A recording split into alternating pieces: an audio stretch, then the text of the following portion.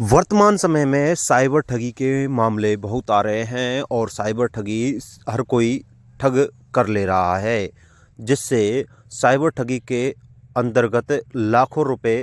अपने मोबाइल या खाते से साइबर ठग कर लेता है। साइबर ठगी से बचने के लिए लगातार पुलिस भी अलग अलग अभियान चला रही है और जानकारी दे रही है। पुलिस के एक सिपाही हैं जो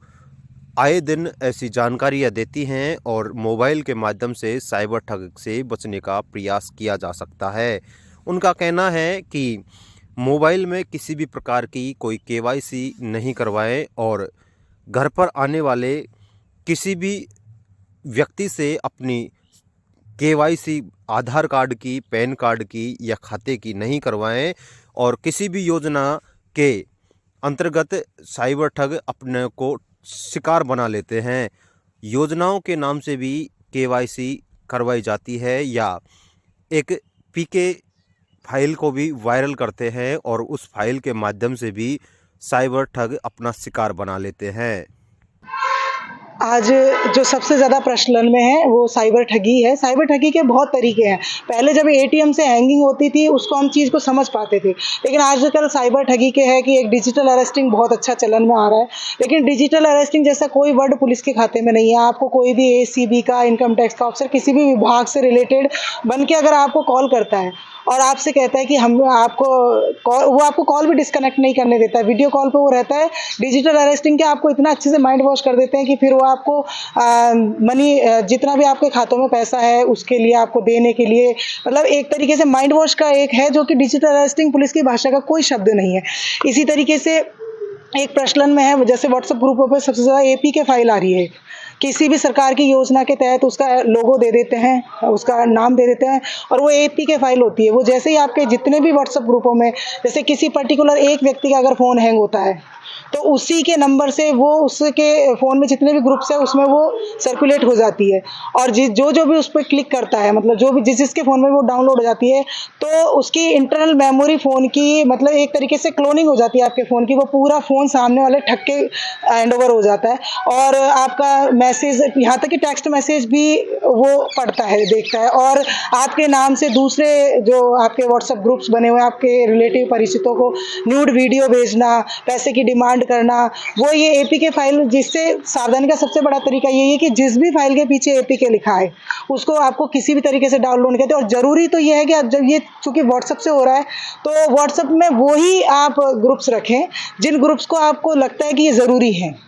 अभी जो अननेसेसरी चीज़ें हैं, अननेसेसरी कॉन्टैक्ट लिस्ट में आपके हैं और जो ग्रुप्स हैं उनसे आप बाहर हो जाएं, एग्जिट। क्योंकि अगर एक का फ़ोन है तो वो सभी ग्रुपों में वो चीज़ें चलेंगी और जितने भी ग्रुप्स में अगर जिसने भी वो डाउनलोड करी है, तो मान लिया अगर आपके पास इतना पैसा नहीं है लेकिन हम किसी का ये हम हमारे थ्रू हम ये माध्यम नहीं बने कि हम दूसरे का खाता भी खाली करा दें, उसके साथ ऑनलाइन ठगी का रीज़न हम ना बने। इसलिए ये है कि हमें ज़रूरी कॉन्टैक्ट ही अपने फ़ोन में रखने। और एक है कि जैसे घर घर घूम के, ऐसी कोई पुलिस अभी सरकार की ऐसी कोई योजना नहीं है, उसके बाद भी आपको घर घर घूम के आराम से वो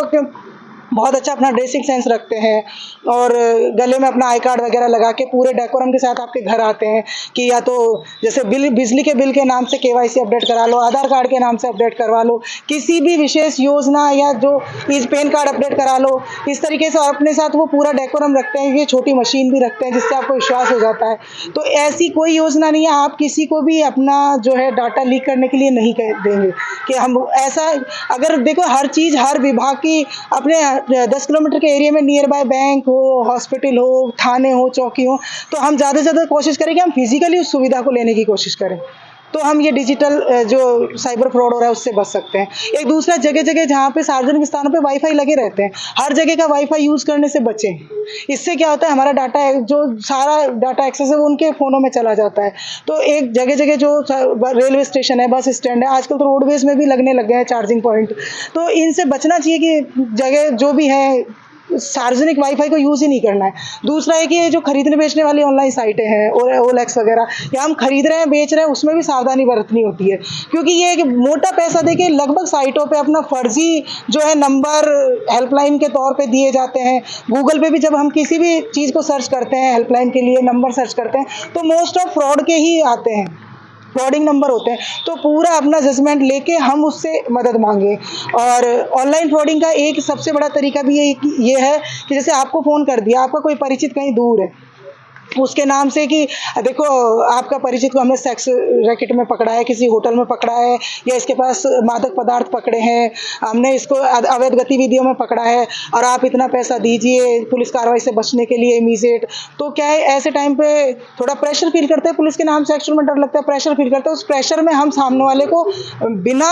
जजमेंट लिए और पैसा दे देते हैं। इसका सबसे बड़ा तरीका है कि जिस भी परिचित के नाम से या जिस रिलेटिव परिवारजन के नाम से वो हमें ब्लैकमेल कर रहा है, मतलब जिसका नाम लेके वो बता रहा है, तो उस सबसे पहले उसका फ़ोन डिस्कनेक्ट करके हम उससे तुरंत कॉल करें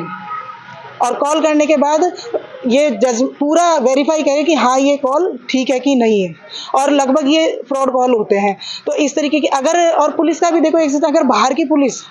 हम जहाँ लोकल थाने में रह रहे हैं, अगर बाहर की कहीं अपना केस चल रहा है तो बाहर की पुलिस भी अपने लोकल थाने के माध्यम से आप तक पहुँचती है। तो इस तरीके से डरने की ज़रूरत नहीं कि अचानक यूपी, एमपी या कहीं अदर स्टेट की कोई भी पुलिस ने आपको तुरंत ही आपको अपने अपराध के बारे में भी बता दिया, अरेस्टिंग के बारे में भी बता दिया। आप तक बाहर की पुलिस का पहुँचने का तरीका होता है लोकल पुलिस। तो इस तरीके के झांसों में आप नहीं आए। दूसरा, एक लालच में नहीं आना है, जैसे ये आपके लॉटरी लग गई है और आपके जैसे आप ये साइटों पे इतने लाइक्स दो, ये क्लिक्स कर दो, ये फ़ोटो वीडियो को आप लाइक करोगे, तो वो क्या है, थोड़ी देर के लिए तो छोटा सा अमाउंट आपके खाते में भेज देते हैं, लेकिन वो बाद में आपका सारा डाटा ले लेते हैं और धीरे धीरे वो ब्लैकमेलिंग के स्टेज तक पहुंच जाते हैं। तो किसी भी प्रलोभन में मत आओ। तीसरा, जैसे भी ये फेसबुक वगैरह पे अननेसेसरी फ्रेंड रिक्वेस्ट एक्सेप्ट मत करो, जिनको आप नॉन है, जिनको जानते हो। एक शादी वाली जो डेटिंग ऐप्स हैं, इन पे भी आप अनावश्यक फ्रेंड्स मत बनाओ। इसमें क्या होता है कि वो आपको पहले महंगे गिफ्ट, पैसों का प्रलोभन देते हैं और बाद में आपके पास एक कॉल आता है कि हमें एयरपोर्ट पे पकड़ लिया, बस स्टॉप पे पकड़ लिया, ये 5,000 रुपये मांग रहे हैं, मेरे पास अभी है नहीं, आप इनको इतना भेज दो। ऐसी सूरत में क्या होता है कि हमें अंदर से लालच होता है कि लाख रुपए का सामान आ रहा है, 5,000 हम दे देते हैं और धीरे धीरे हम उस जाल में फंस जाते हैं। एक चल रहा है जैसे कि आपके पास एक वीडियो कॉल आता है, आप उसको उठाते हैं, तुरंत एक न्यूड वीडियो चलने लग जाता है और एक जो हिडन कैमरा होता है वो आपकी पूरी एक्टिविटीज़ को नोट करता रहता है और जैसे ही कॉल डिस्कनेक्ट होता है आपके पास आपका वो न्यूड वीडियो भेज दिया जाता है और फिर आपको ब्लैकमेल करते हैं कि हम इसको सोशल साइटों पे अपलोड कर देंगे, आप इतना पैसा दो। तो देखो, लालच वाले का नहीं बढ़ता है, आप कितना भी दे दो, लास्ट में हर आपको पुलिस के पास है हेल्प के लिए है। तो इस तरीके के जाल में आपको नहीं फंसना, डरना नहीं है, इसमें हो जाता है। पहली बात तो अगर अननोन नंबरों से वीडियो कॉल मत उठाओ, उठा लिया तुरंत डिस्कनेक्ट कर दो, और अगर नहीं भी किया है, पूरा वीडियो देख लिया, तो डरने की ज़रूरत नहीं है। आज तक ऐसा भी कोई केसेस ऐसे है नहीं कि उन्होंने अपलोड कर दिए हों ब्लैकमेलिंग के, क्योंकि वो उनका एक हिडन कैमरा होता है जो आपकी एक्टिविटीज़ को, वो सब कुछ एक मॉडिफाई चीज़ होती है। तो डरने की ज़रूरत नहीं है, बहुत लोगों के साथ हो चुका, तुरंत हेल्प ले, पैसा वैसा देने की ज़रूरत नहीं है। और इस तरीके से ज़्यादातर और ATM हैंगिंग वाला होता है, तो उसमें तो मेरा हिसाब से तो यही है कि जहाँ